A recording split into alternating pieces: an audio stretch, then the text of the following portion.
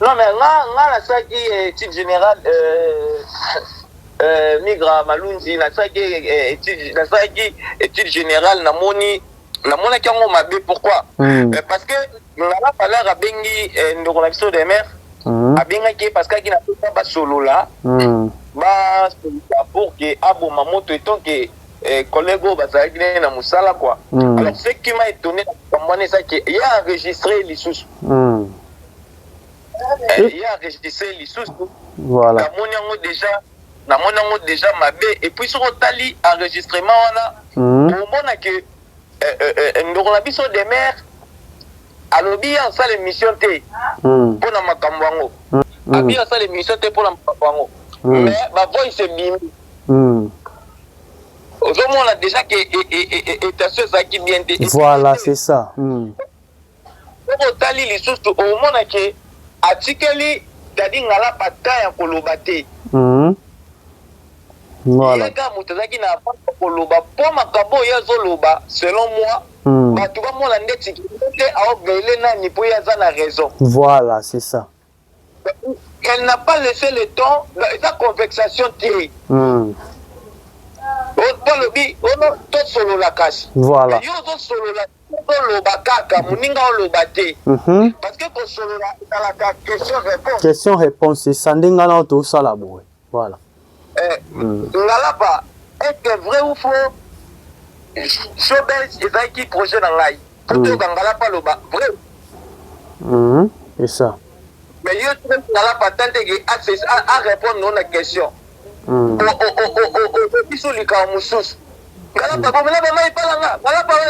mais solo là. Donc, c'est-à-dire que la façon que Mounina soit un koloba, c'est pour que yo makambo uzoloba oyo yam saki kolobeza yango te oyo nom tozolobeza faut moniter ngala façon ko koloba kutu même pas. Or c'est faux.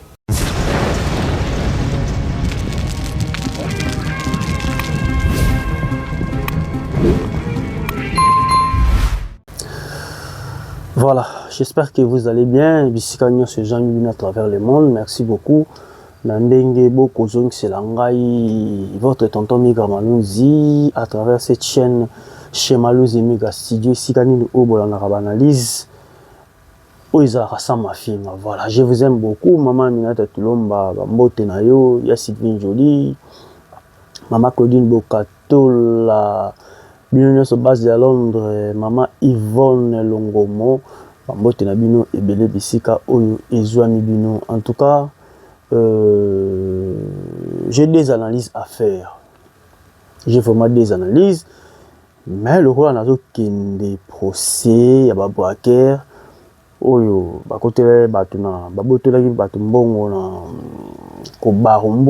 c'est pour cela que dans le but de tourner, moi vite fait pour 8h30, il faut na longwa. Ma collègue a déjà dans Zela. Wana Bogota on a Urgence Télévision officielle. C'est pour cela que je dis qu'il ne peut s'abonner à Urgence Télévision officielle. Et puis, Tobo Sanate, nous avons la deuxième chaîne et pas Bellevie. Il y a Bellevie. Ils ont la Bella Production. Boke ne s'abonner à Candy Star. Et si Kanini Oyo. Ndeko moko asila kolobaki akoma 60% ba film mais à parvenir ko tiki la biso chaîne comme sa chaîne même pas na niveau ya 100K abonnés. Donc biso nyos ba etozala kana Bellevie télévision to s'abonna to kende ko s'abonner na Candy Star isani obukuta ba film peka ya kitoko mais kuna ezala ki atangai osona na ida malamu na pusani pembeni ya mama na présenter projet nanga de discuter frais ya tournage matériel donc équipe complet donc on a Candy Star na Candy Star télévision deuxième chaîne il y a Bellevie Candy et puis kobo sanate kende sous na Urgence Télévision officielle et c'est qu'au côté deuxième chaîne il y a ndeko nayo tonton nayo olinga mingi Migra Malunzi. Je vous aime beaucoup. Émission tout ça qui par rapport à réponse il y a pour répondre à biso de mère oyo ayaka koluka koyeba makambo eleka na Bella Production azala pembeni ya Bellevie Candy namoni ba réaction zo continue toujours koya ba réaction penza eza koya makasi ba audio eza ebele mais to komeka kotata moko bemi balé na suka ya émission na biso o ba yoka pe ba réaction na parce que tout le monde a lobby yango clairement Demer nyonso bombaki bimisa ndenge bayembaka nyonso to bombaki lelo to ko bimisa ozo bomba lisusu ni parce que chantage nao eza likamoke nako bimisa ba audio mama bimisa parce que toute la grande famille libota na baba kuko lelo tam so lingo koma okomi déjà ya bango mama bimisa muta pekisio azate muta ko pekso pasate totala soki Belvi akokita ou bien akomata mais sache-le moi je te dis tant ko bimisa ngo et Matisou Belvi parce que Belvi aza moi et belé ba découvrir na mafinga tant yo fingi le be fingi mouvement ba habiter le quoi ba fingi tout ça que lukana au moins moi si wana tant que ko luka a découvrir oh nzoka ni muto ba finga sala musala kitoko boy ba témoignage ze belé surtout nga on a tiki espace na ba oyo na lobi ke bino pe bozana makamba koloba ba audio ze belé ba témoignage ba te belé kaka ba finga neti maman na biso mo abenga nga lobby na États-Unis, j'ai oublié le nom, alobi na ngai mika malusi na landa ko makasi merci na ba analyse au sala en tout ça là bien calme expliquer ba tout dans le calme na lingane bataboy mais oui que ngai na découvert belle vie bana batu ba ebisa ngai ke non tala moi so ba finga mais tel ba film à sala ka baza en États-Unis nde sala ke lelo akoma fan na belle vie asabona na chaîne ya Belvi arata coup de film était voir même lobby a benga kinga pour me dire que tonton miga na remarqué le moko film et kotaki mais mon directement film eza susute batu msupe benga babi oh na moni notification na zaina mutuka na bibona komanda ko tant na koma sima nango nata la film maintenant komanda on ata la film est disparaître donc par là na le balabino avant to ya na ba réaction na bino. C'est-à-dire, moi j'ai fait la technique, je suis réalisateur, la technique a ses caprices. Si vous remarquez, dans l'épisode il est qui studio na biso magique, où il y a marché à film, l'ichronie, et ça, moi, il faut quand même tout me moi, des fois, par rapport à la maison de production, mais quand penza ko bongisa. Parce que boye omoni famille libota o balanda maman Belvi quand de message ko lesa bango chaque jour mateya parce que ma film Belvi eza mateya tant ba yebi ke tokozwa mateya sika na bible na biso ya Belvi TV na pasteur na biso yemo Belvi tant ba moni car mateya o ezaki to ba l'iconique 3e épisode ba la 14e ba moni côté bimi c'est que il y avait un couac donc papa s'il te plaît bongisa penza. Et ça, c'est une technique qui est bébé, bisous peut vivre en mais soit en considération parce que production, la maison, le rôle la belle production, sache les très bien au la lanzalate. Vous avez un marché dans le monde où il y a si haut les vendre les yo. Oh, il y a un zangi na kebu na zongo suka ba robenganga na ya ko se produit et puis quelque part c'est déjà une publicité aux akosala parce que mon sala yozo sala ba mi balé mi sa temps ba otala ngo ba bi ah sika peto kende pa na et donc bongisa musala. Donc par là, je vais dire simplement que vous avez le 14e épisode de Kotaki. J'espère que tout ça dans Belvi Télévision. Vous avez le 14e épisode où Kotaki, vous avez et Kotaki, pour courant le baiser, vous avez une analyse, vous avez courant. Donc, vous avez le 14e Kotaki, mais malheureusement, et bimi les donc, quelque part, il y avait un pan technique. Le coup, la Belvi Kandi, na maison de production na ye où ils allaient bela production batati gauche batati babi non lokola ba fan na biso ba liete sikato me conseil là ba on communiquer mo pour on la ça niveau ya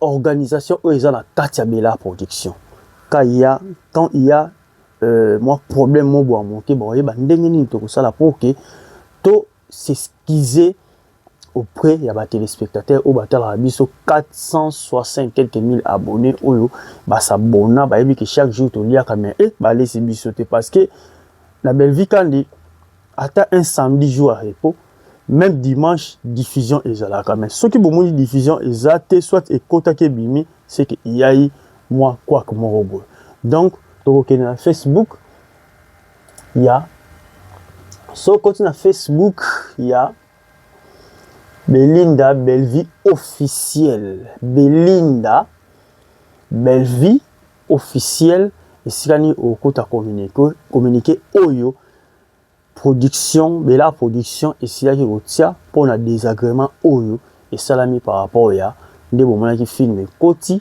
film et siliko bima donc to meka kotanga ngo to kiti j'espère que yango yo to meka kotanga eza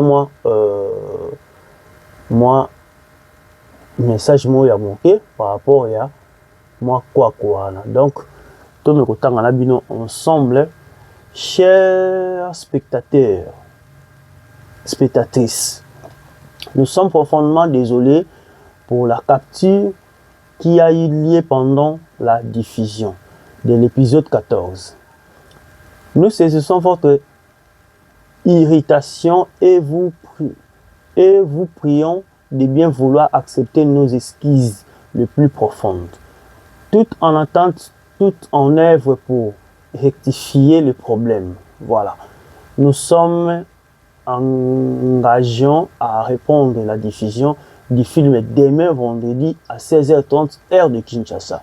Je vous remercie pour votre compréhension. J'espère que Totangina Bino et Longo aussi qu'on comprenne quand même le message malgré tout. Caméra et mon musika pour agrandir. Il y a moyen d'agrandir.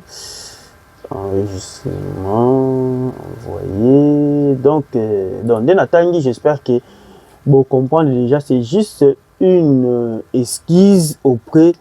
Il y a bino ba téléspectateurs au nyonso bolandaka Bellevie télévision boyebayi ki faut bolia maté ya sika mais malheureusement il s'est fait que moi kokoso ya technique de balobaka la technique a ses caprices c'est pour cela que Bellevie quand d'accord kotika bino bongo té équipe ici ko ça la communiquer par rapport il y a ce désagrément voilà to bandela kotanga communiquer na biso et ça pour une meilleure compréhension pour comprendre vraiment votre maison par rapport à mes chers spectateurs, spectatrices, nous sommes profondément désolés pour la coupure qui a eu lieu pendant la diffusion de l'épisode 14.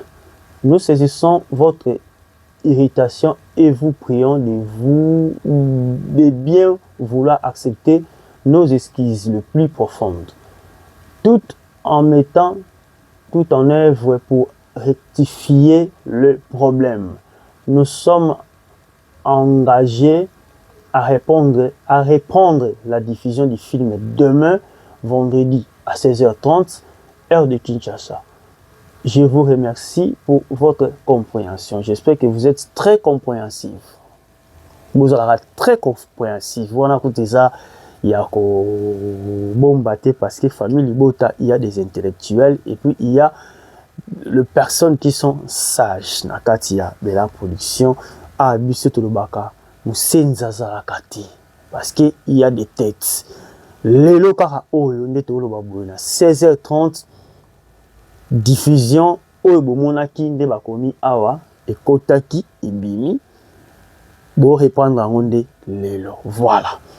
Maman la likambo, ils ont toujours dans le film l'icronie.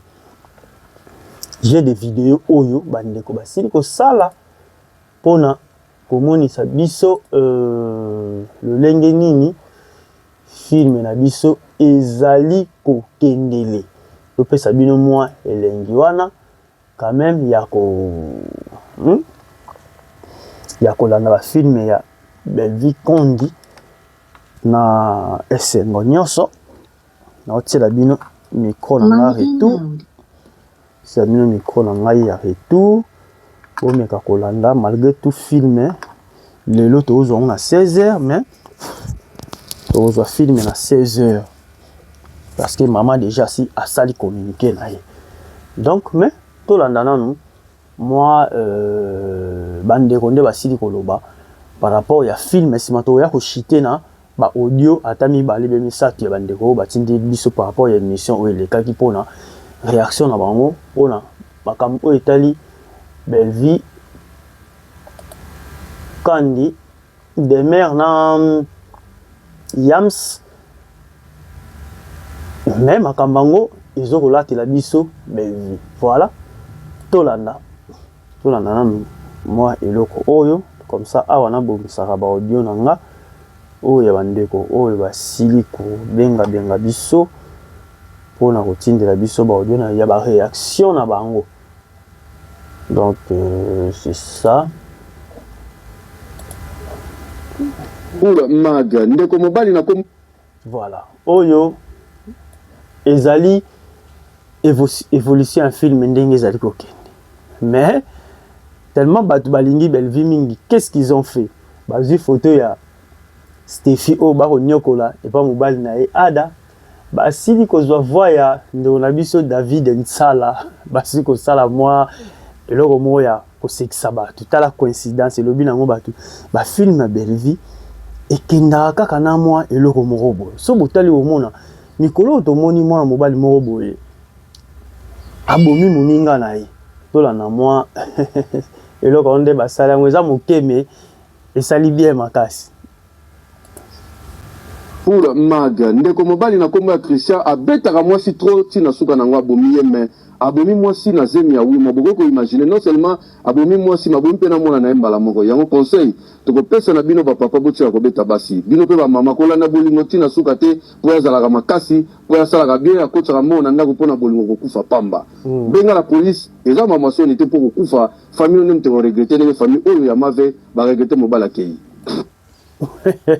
Donc Marie-Jeanne a regretté et dans Marie-Hélène Yéona a regretté parce que moi na Stéphia qui est pour adabeta kaito ah et que bien lo quoi parmi les bota vous êtes le meilleur toye na vidéo oyo penza ya moi mutuya oyo bozo attend na bino ya kolanda nati comme d'habitude parce que tu le baki yé ce que tu yé to ko raté Botel la personne nati comment asili ko décortiquer film na biso l'Ichronie le 14e ezokota le 14e ezokota donc bazozong sansu na écran hein pour la diffuser les bino parce que ba retira parce qu'il y avait moi ba quoi que mon robot donc tolanda OK. Coucou famille Libota, j'espère que vous allez bien. Moi, je vais super bien. Je reviens encore ici pour décortiquer le film L'Ichronie. Au fait, à force de regarder le film en question, je finis par comprendre que l'artiste Belvi Kandi nous parle de son histoire, de sa propre vie, sans pour autant que nous puissions le savoir. Comment moi je l'ai su? Dans le film L'Ichronie, Maximum volume. Victime d'un mauvais témoignage de la part de son beau-frère, qui affirme le film L'Ichronie, moi je l'ai su. Dans le film L'Ichronie, Madame Belvi est victime d'un mauvais témoignage de la part de son beau-frère, qui affirme que cette dernière, non pas seulement son beau-frère, mais aussi sa belle famille, qui affirme que cette dernière avait empoisonné son mari, je ne sais pour quelle raison, voilà. Donc, la personne qui est victime du stéréotype qui est propagé contre elle pour la nuire, c'est bel et bien Madame Bellevue. C'est quelque chose qu'elle vit presque tous les jours depuis qu'elle a commencé sa carrière solo et tout, donc elle est dans ça. Ma mauvais témoignage, c'est à tout moment. C'est-à-dire que Moutou a monté Kounoroboué, a dit qu'elle est innocente, mais a persisté à affirmer que tu es une mauvaise personne, justement parce que le but, c'est de nuire à l'image de la personne. C'est ça. Dans le monde de Belvi, quand il y a Vivarango, presque tous les jours. C'est ça. Donc, au-delà de l'amour qui tu ne sais rien, mais tu apprends que, oh, bah, Pibio, oh, Moutoumou a le bit bon, ça mon thème, Moutoumou a empoisonné un tel, Moutoumou a le bit bon. Tout ça là, ils ont un mauvais témoignage. Voilà, c'est alors, dans ce film, L'Ichronie, Madame Belvi se retrouve encore dans son assiette. Elle est habituée à ça. À voir les gens la trahir, à voir les gens propager des histoires qui sont fausses pour nuire à son image.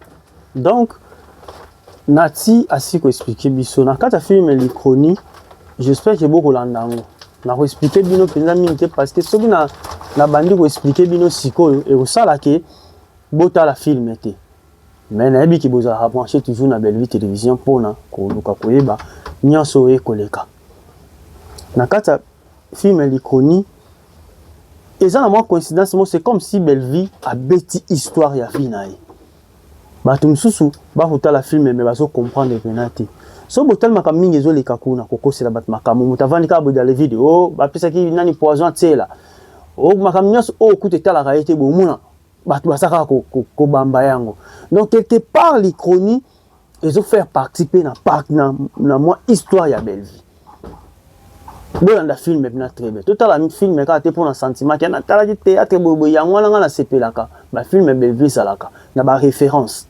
lelo tomoni ndeko moboye comme on est dans nazo bosana ndeko mobo auti ko boma et pas ya camarade na ye pona jalousie kaka to monyango awa mais et coïncider pe lelo to komona na kata film iconique kaka ba makambango donc ba Belle Vie et tout en kaka na so bo remarquer ba film Belle Vie et tout en kaka na makamoro boye comme a dit Cherika loba yango que so bo remarquer ba film Belle Vie et ça kaka donc yango Belle Vie 2026 ça doit to toucher ba poumon effectivement so toucher ba poumon to continuer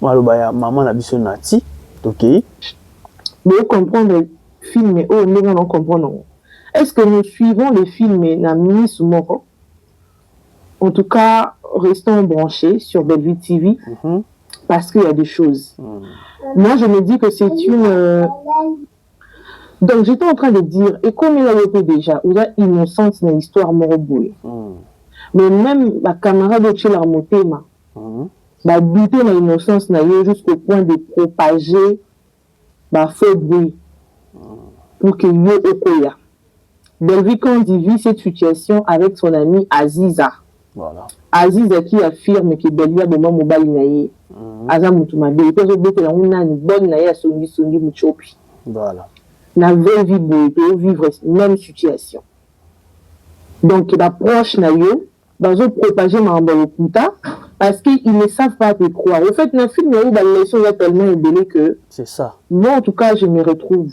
dans ces films là l'histoire est une vraie pépite suivez ça jalousement en tout cas que chacun de nous en tire sa conclusion et tout ça va nous aider dans la vie si tu ne sais pas croire à l'innocence de quelqu'un, limite, ne propage pas ma fausse information. Voilà. Au risque, au regrettant plus tard. C'est la leçon que moi j'ai retenue dans l'icronie. Voilà. Donc, Belle Vie Kandi, victime, il y a mauvais témoignage depuis l'année des temps. Mais vous allez voir comment ça va finir. Allez, portez-vous bien. Merci beaucoup, Nati. Belle Vie Kandi victime ya makamama be ebele oyo ataza na ye wana te oyo ata onini te mais bon moi rakomba Belle Vie ces films ici l'icronie ils a filmé oyo ba leçons ebele na kati donc bozo abena tant na bino ya kotalaka ba film o Belle Vie Kandi a présentera biso j'espère qu'on s'est fait comprendre toya ko italaka film nyonso te mais bokendaka nde na Belle Vie télévision esika bokuta bobosana te kosabone na Kandi Star parce que kuna foto tombola yango lisusu makasi parce que eza mwana na biso ya mibale hein voilà toujours lisusu deuxième témoignage par rapport à film pour nazo sala boye parce que lobi lokola tokataki épisode 14 ekotaki bimi lelo bazozongisa yango ngala za technicien na ebiki technique eza na ba caprice c'est ce qui a fait que tant ba remarquer moi eloko wana il fallait balongola parce que bato déjà bon mona na épisode eleki je crois bato ba komelinga 12e ou 10e comme ça ils avaient na moi ba ratir ya son donc la maison de production oyo ezui marché ya ko réaliser film na moi déjà ils a deuxième film na bino mais bo bongisa parce que na film eleki o bo sala ki liboso ezaki film nini na bosani le même maison na remarqué que moi ba crèche moko boye ba raté à son blo moi bongo donc bo bongisa s'il vous plaît sinon te ba maison de production c'est belé hein. Mais tu peux si bien déjà confiance, biso famille liboza tu peux si bien confiance, bosser la belle vie quand du musala ya malam parce que concurrence c'est dans la carte terrain. Que ba la concurrence c'est dans la carte terrain. À partir de bino pe beaucoup fingi ça peut monter. S'il vous plaît. Tu es un deuxième témoignage na biso par rapport à film, tu vis maman na biso mère Soise. Tu vis maman na biso mère Soise OP accompagné à Belle Vie. J'espère que na Belle Vie Award azala qui na biso ensemble na salle ya cérémonie. Donc to landaye par rapport il y a film l'Ichronie, voilà. La famille, famille Libota. L'Ichronie 13e épisode déjà. Ils ont déjà la chaîne. En tout cas, nous avons mal pour le film. Nous avons la film vraiment. Les leçons on a tiré le film. Voilà. On a tiré le film. On a rattrapé Belle Vie. Il faut rattraper. C'est-à-dire que les gens na mutu na bomo na nyonso innocent kele. Ba yeba ki na bomo non te que non important c'est makambo ya sala na plaisir on na makila. Ba melani makila bolingo wala jeunesse zo qui pété. Malgré à continuer à connaître au sam de la que va salle de délivrance mais Blaise pour na déjà comme ni le ko les qui déjà katina yé. Makila wana ya mira que zo réclamer tala le bali Belle Vie bali a bali a comme le bali ya bien a boti moi na metal la makambo sala ka 25 ans ce qui 25 ans passé pour rattraper blo mususu conseil donc faut tout ça là on a le yingeti donc film ezote ya batma belé moi tout ça là on a le yingeti écoutez na muto mais na makila makila les vie à mutu to yozu makila mutu mili et mais si on a pas naï n'est pas naïot nous peut y nous sur yo et que pas naït c'est à dire vivre dans pacte mo lié mo lié bino ils a pas sur quelle délivrance c'était ben oui malgré à l'école de la délivrance mais ça la blesse a été ko bon man ba la Belle Vie. Belle Vie pas yeba quitter, c'est ça l'Ichronie. Ok, si je savais ce que na yeba ki na ngana sawa makambo na sala ki wanati ce que na yeba ki donc na ngana mena na makila te tala lelo mutakufi donc Blaise wa ki dokimo Blaise pour ni yango problème ni Blaise ça me fait moyo ah bella cœur, bella chou. Et on te lingara au poutine de l'écriture. Film aux âmes mystiques, hein. Film aux âmes mystiques. Pourquoi on va idée, voilà, bella. Où on va idée, on est là, yokoma. Tu vas ça la ressemble à casser, mais on va ça la mambo, ça la voilà, va la tana, ebele ba kokosala makambo yo sala raté parce que ba komelaka bango ba dirigeaka bango na oti komona awa ba sale mission mo ba bi film ki ngandi kutu mutakomaka yango eza ye moko nani oyo papa yo ngo ya ndimisa biso makambo nanko o ye mo aloba na munoko na yeke no nga makambo na yebi yango te premier collaborateur mutabanda okoma nani oyo deuxième collaborateur ye moko azuma kamba kokoma sima yo lelo ngolo ba biso ya komaka totika ba jeko totika ba jeto bunda nde na musala ya ba filme tala filme côté bato bazolela filme côté bimi na moi quoi que moi sala même bato ba bengi pour la saki tozoze l'épisode ya sika mais le côté son bobimi son boinde nini non Belle Vie quand des félicitations à toi et puis pese na mbote na vie pese na mbote na vie maman Yvonne Longomo en tout cas maman faut celle nga audio film yango toi déjà tout ça 13e épisode le 14e au retenir déjà nini ko maman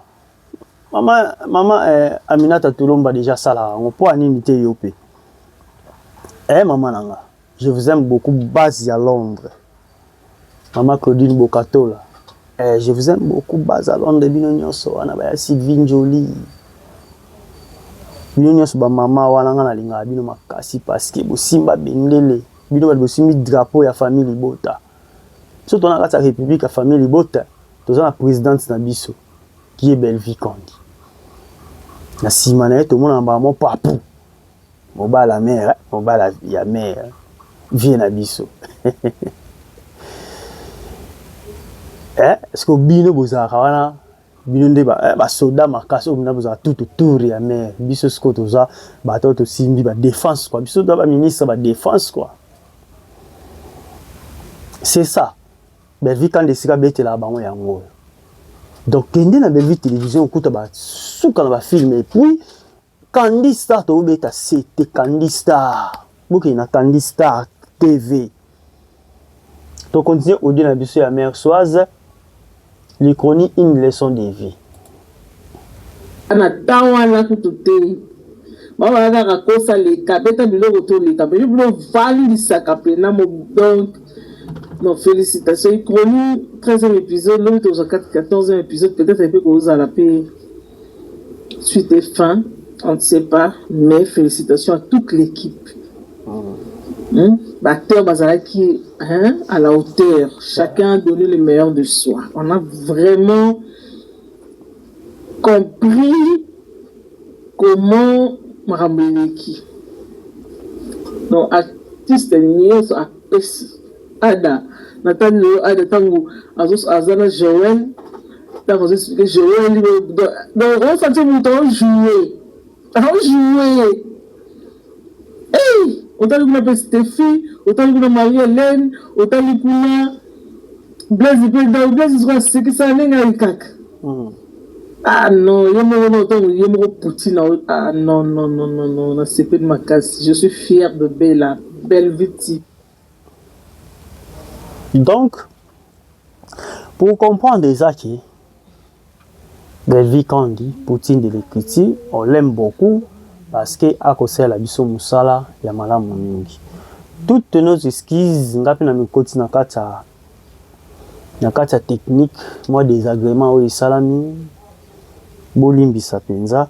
Donc lelo donc au 14e épisode au bomeke kota ndambu ba retirer yango suite ya moi quoi o ekota hiwana. Donc tous en bien long. Alors pour terminer émission na biso ya lobby boyambaki yango merci beaucoup botindelinga ba audio bo bengi pour dire ba misu ba lobby tonton meka bo kipe bango te boloba te mais quelque part ça fait mal na kata ndako izalaka mwana mususu soku fingi mama na yebi lobby kamombo ya mokepa mama na ye avant ayoka nanu conseil oyo kopesa ye fa ke non ko réagir faut réagir nanu soki bitumba ya kobunda soko swana so ko finga akofinga eza pe na bana mususu ako analyser likambo ke mama tamsu mama pazaki na faute donc eza ko na kata famille bota toza ebele comme pas possible parce que lelo na koma ko zoba ba appel ya ba Norvège mutu na ebiete mendeka botanga bo benginga na Maroc Londres États-Unis partout dans le monde botala ranga parce que boyebi ki tonton wana alobelaka belle vie. Donc c'est grâce à Belvi ndenga na koti pe na kati ya mitema na bino. Ko biso pe tona ba façon oyo tozuela makambo to ya ko finga ba tout. J'espère que boyebi bino mo boloba ngo tonton mais en tout cas au finga to sala banalise na okitoko. Mais tant ko mona bêtise mo boy et faire monter voir même émission le bon on lobby na meke ko ganga. Parce que ngamo na mona trop c'est trop. Na yo ki conseil na bino. Tozana tina ya mwana wanati. Ayaka nde mission yango to lobi nyonso obombaki nde bayemba nyonso to bombaki lelo to kobimisa mabe nyonso yo monaki na kati ya Bella production loko zaki pembeni ya Belvi azandoki bimisa yemta sala likopo moni tango baoteka Yezu Belvi pazala na kati ya likopa wana tango baoteka Yezu baki bambe basete Belvi azalaka bimisa. Oh, Belvi salaka boy bimisa yango donc nyonso yo bombo yaka kozwa bimisa yango de mer. Lokwa makamba bolingo na yo na yams ezali kosimba te so za na posa bozonga na yams Mama kokotsa Belleville na makambo te parce que Belleville aza moninga na yo te, aza camarade na yo te. C'est une chef d'entreprise au lelo engagé batu wana ba ko sala pa na ye ba mbongo afutaka bango ezo servir ba faire vivre ba famille na bango ba ko futa bandako ba ko tangisa bana pour na entreprise ya Belleville. Yo sala ki chaîne YouTube na yo tango zaki pa Belleville ou lokeli Belleville makambo ebeli. En titre d'exemple, Mimi Kabongo a joué à l'issue na Bella Production te na Belleville TVT. C'était pour na yo. Mimi Kabongo a sala makambo na yo ye ko régler. La personne de Sila, nga la finga Sila te. Au moins na sala banalise pour na Belleville s'il s'agit d'introduire Sila na kokotisa. Mais ya yo ezalaka tongo midi poka obando ya ko critiquer moi ça bato kokota tina makambo o ezana tina moi ya kokota te. C'était grâce na yo. Oya na ndako ya Belleville opposant impolitesse na yo nde bato balobi yango bagangela babino aux impoli au silika. Et puis kotalaka façon de parler na yo, ça se voit que aux amours ça otana ndako te. Même mobali o bozaka ne wana sache-le très bien.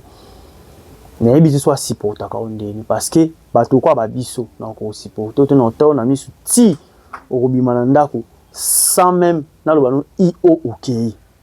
Bayebi migra malunsi comment je me comporte.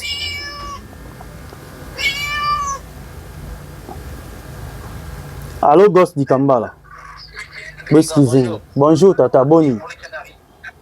J'espère que tous en gosse di Kambala na téléphone, boyebi ka oti ko benga ngai bolanda moi réaction na par rapport à ma camions oyo koleka malgré tout courir katani boyebi Congo courir katani moi tout ça automate mais aussi c'est mission boy gosse di Kambala nazala yo ba famille boto bazana besoin ko ko moi réaction na yo par rapport à ma camions nyonso ezoleka na moi muku c'est quoi malobe pa na yo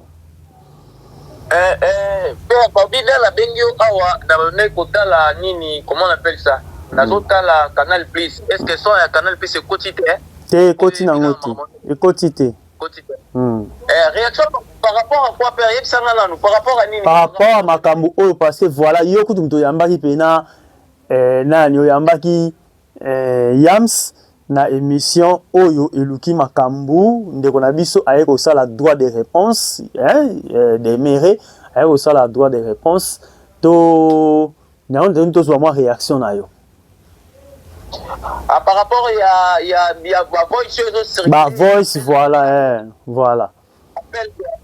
Il y a Tadi Ngala papa na ye. Voilà, c'est ça. Non mais là ça qui est étude générale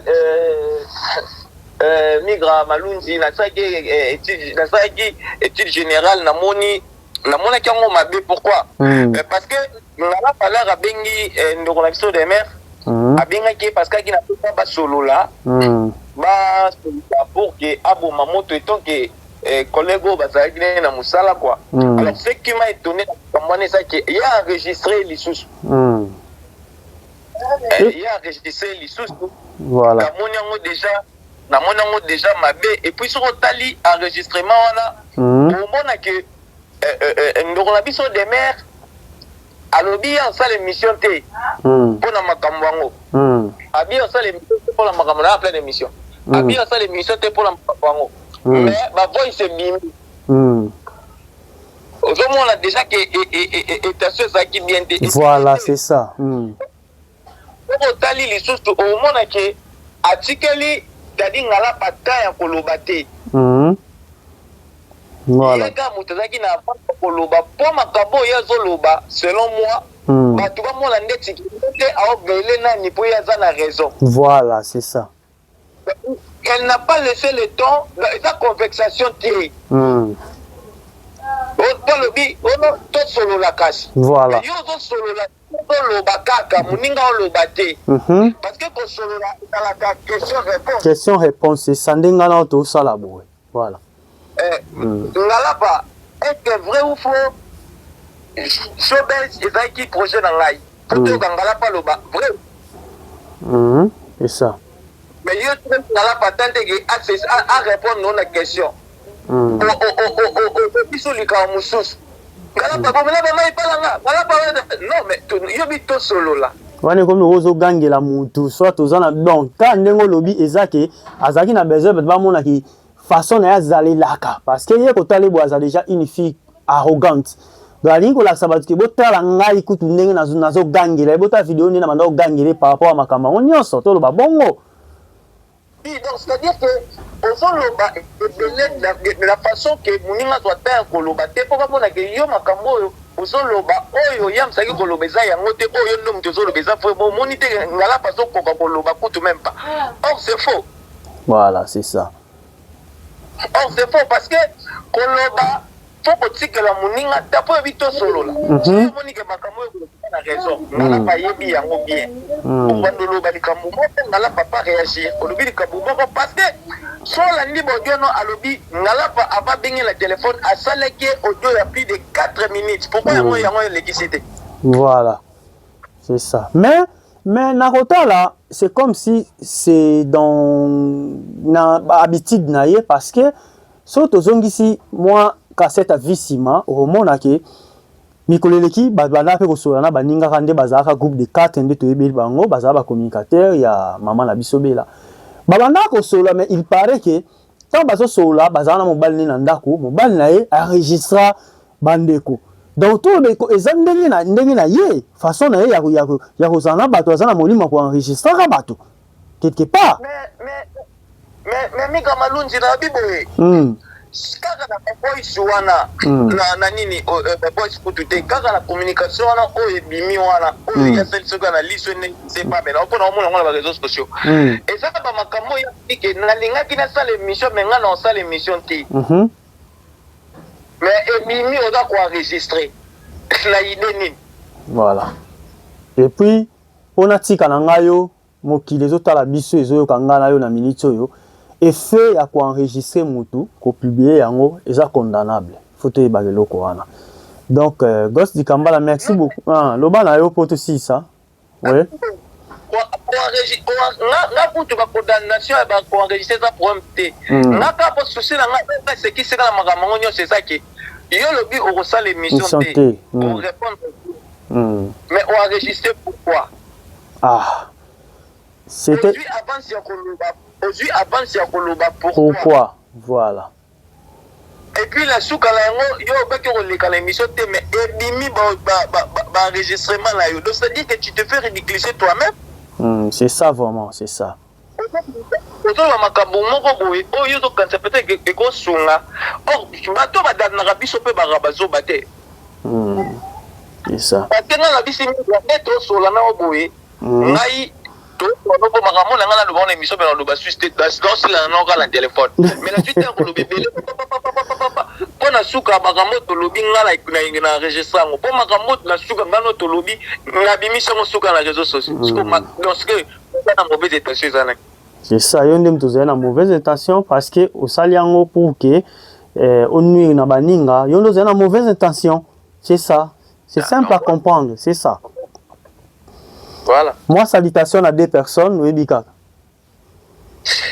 Ouais, Bigra, Talara, Ningue, la famille, votre partout dans le monde, parce que voilà, Ghost di Kambala, merci beaucoup de la participation. Comme ça, tu continues l'émission. Merci, Ghost di Kambala, na Tikio, na 6 émissions. Merci. Merci. Voilà.